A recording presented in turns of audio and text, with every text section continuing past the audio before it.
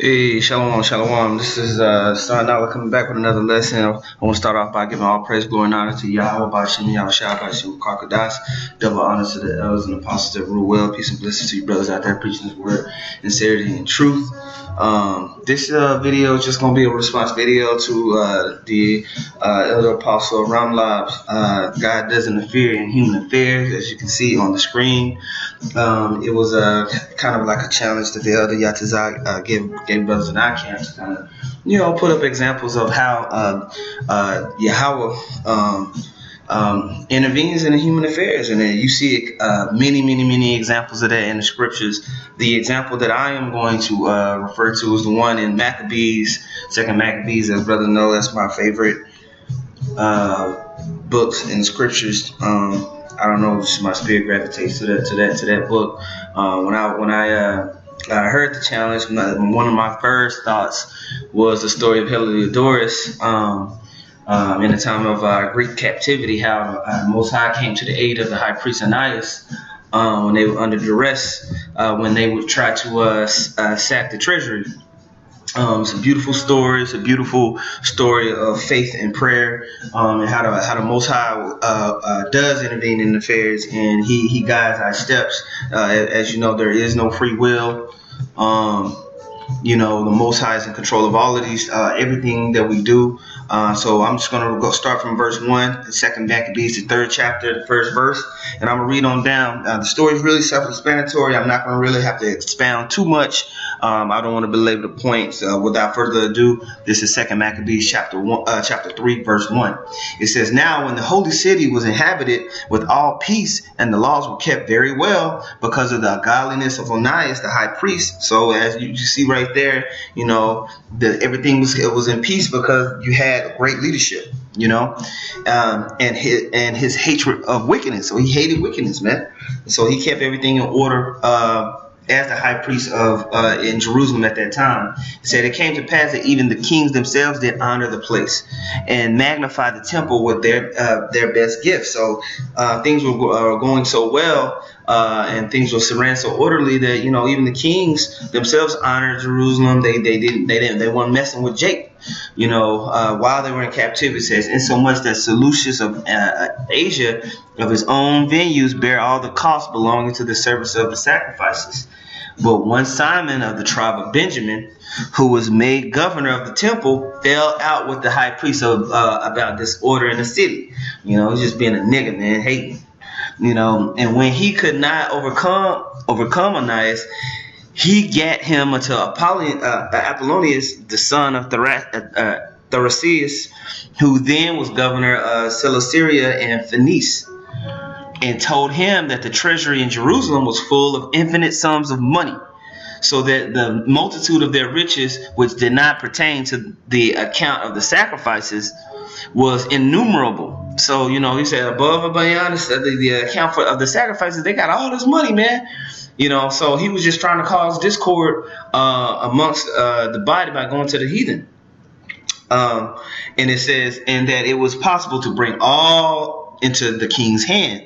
Now, when Apollonius came to the king and had showed him of the money thereof, he was told, the king chose Heliodorus, his treasurer, and sent him with a commandment to bring him the foresaid money. For so with Heliodorus took his journey under a color of visiting the cities of Cilicia and Phoenice, but indeed to fulfill the king's purpose. And when he was come to Jerusalem, he had been courteously received of the high priest of the city. So the high priest still came, brought him in, was like, what's good? He told him what intelligence was given of the money. So he was like, yo, I heard about this bread y'all got, and declared wherefore he came. And as of these things were so indeed. Then the high priest told that there was such money laid up for relief of widows and fatherless children. Because when you go into the law, those types are set aside for, maybe a man died in battle, and so they take care of the widows. If someone got sick or ill, and they take care of their family, man. That's was a kind of what that wasn't kind of that was the role of the priesthood at that time under the law. So Ananias knew that, man, but he was just being a nigga, man, and hating. Okay, and it says, and that the sum of it belonged to Hyrcanus, son of Tobias, a man of great dignity. So you had men that were high rank, held in high regard. They were high ranking. He had a lot of money, so of course his portion is going to be larger than others. And it says, and not as that wicked Simon had misinformed, man. So he knew where that money had came from. He knew what the purpose of the money was for. But again, he was jealous of Onias' position and his authority in Jerusalem. It says the sum whereof in all was 400 talents of silver and 200 of gold, and that it was altogether impossible that such wrong should be done unto them. And so he's like, man, y'all know, man, this what this money is for. Y'all, that's not right for y'all to try to come in here and take that money and give it to the king. And it says that had committed it to the holiness of this place, to the majesty and inviolable sanctity of the temple, because it was bound by the law for this money to be set for those purposes, man. So to move to do something else with that money was going off. It says honor over all the world. But Heliodorus, because of the king's commandment given him, said that in any wise it must be brought to the king's service. He's like, it don't matter. This is what the king wants done. This is what's going to have to happen. It says, so at that day which he appointed, he entered in to order this matter, wherefore there was no small agony through the whole city.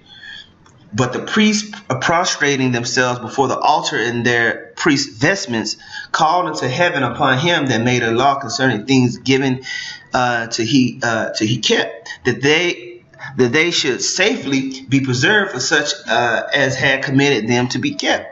So basically they was praying to the Most High, man.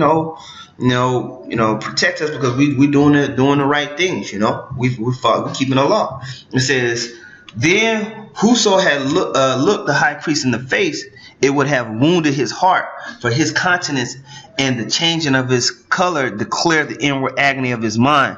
So they were looking at Onias. They was like, oh, they knew he was hot. You know what I'm saying? And they could feel it. It says, for the man was so compassed with fear and horror of the body that it was manifest to them that looked upon him what sorrow he had now in his heart. Others ran flocking out of their houses to the general supplication, because the place was like to come into contempt. So they knew that the presence of the Most High was there, man. They knew that that evil, wicked spirit that they were trying to put into the temple, that was a combatant force there, man, above and beyond man. Okay. That it brought fear into people's hearts. They're like, man, we need to get out of here because something to go down. Just like you get just like when you're in a certain place and there's something going on, and you just get that feeling like, man, I need to get up out of here, man. Now times that by 1,000,000, Verse 19. And the women girt with sackcloth under their breasts, about in the streets, and the virgins that were kept in ran, some to the gates, some to the walls, others looked out of the windows. So it's like, oh, you hear car police sirens out the window, you looking at the window like, oh shit, something to go down, right? Okay, and all holding their hands towards heaven made supplication. So people just started, the Israelites just started praying. Then it would have pitied a man to see the falling down of the multitude of all sorts, and the fear of the high priest being in such an agony. They then called upon the Almighty Lord, Yahweh Hashem Yahushua, to keep things committed of trust safe and sure for those that had committed them. Nevertheless, Heliodorus executed that which was decreed. So he's like, whatever. Now, as he was there present himself with his guard about the treasury, the Lord of spirits and the Prince of all power caused a great apparition, so that all that presumed to come in with him were astonished at the power of the Most High, and fainted and were sore afraid. So, boom, we see a perfect example of how the Most High intervenes in man's affairs, man. They prayed to Yahweh Shem Yahweh Shai that the things that were supposed to be in order under the law were to be kept safe and sure. And at that moment, we see this, the Lord of Spirits and the Prince of the Power cause a great apparition. You know, someone call it a ghost. You know, but really it was angels to come down and directly take care of that situation. It wasn't Judas Maccabees and come knocking the door down and like, hey, stop. You know, it was the Most High directly, man. Okay, verse 25, it says, "For there appeared unto them a horse with a terrible rider upon him, and adorned with a very fair covering, and he ran fiercely and smote at Heliodorus with his forefeet. And it seemed that he that sat upon the horse had complete harness of gold.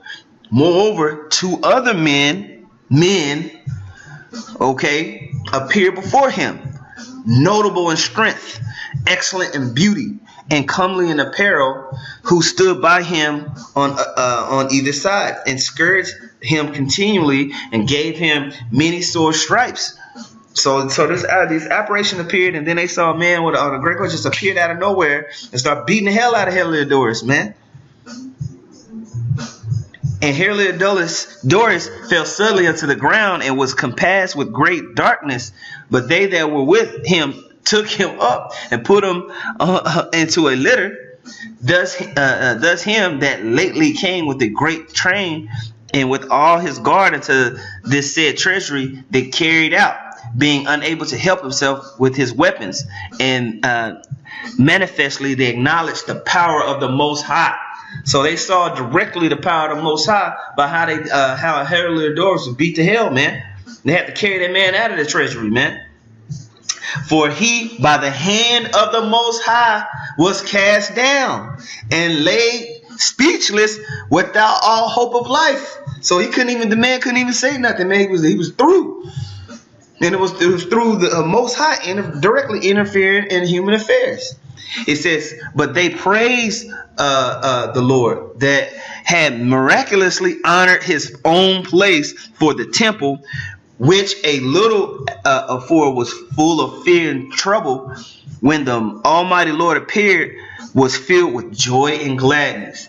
Then straightway certain of Heliodorus' friends prayed Anias that he would call upon the Most High to grant him his life, who lay ready to give up the ghost." So now they were going Heliodorus. They going to Anias now, man. Please, just pray that he don't kill him, man. Don't kill him. You know, like he jumped me. They jumping me. You know. It says, so the high priest, suspecting lest the king should misconceive that some treachery had been done to Heliodorus by the Jews, offered a sacrifice for the health of the man. Now as the high priest was making an atonement, the same young men in the same clothing appeared and stood beside Heliodorus, saying, "Give Anias the high priest great thanks, insomuch as for that his sake the Lord hath granted thee life. And seeing that thou hast been scourged from heaven, declaring to all men the almighty power of Yahweh." And when they had spoke these words, they appeared no more. So they just vanished, man. Right? He said, you better thank Onias, man, for because we were gonna kill your ass. They showed, so the Most High showed his power right then and there in front of everybody, man. Directly interfering in that affair, man, to where they couldn't dishonor the treasury that was unto the law. Okay? Verse 35, it says, so Heliodorus, after he had offered sacrifice unto the Lord, made great vows unto him that he saved his life, and saluted Anias, returning to his own to return with his host to the king. Then testified he that all men that works of the great power which he had seen with his eyes. And when the king Heliodorus, who might be a fit man to be sent yet once again to Jerusalem, he said, if thou hast any enemy or traitor, send him thither, and thou shalt receive him well scourged, if he escape with his life. For in that place, no doubt, there is a special power of the Most High. For he that dwelleth in heaven hath his eye on that place, and defendeth it. And he beateth and destroyeth them that come to hurt it. And the things concerning Heliodorus and keeping of the treasury fell out on this sort. Hey, you know, this is a beautiful chapter showing the power and majesty and beauty of Yahweh Hashem Yahushua, and how with faith and integrity, if we keep that, he's going to defend his people, man, who are the Israelites, who are now here scattered abroad, but mainly over here in Babylon the Great, which is America. You so-called Negroes, Latinos, and Native Americans need to understand that Yahweh Hashem Yahushua is the true power of the universe. And he is going to redeem his people. And he is going to directly interfere with the affairs of humans, man. And he's going to deliver his people with a great power. Okay?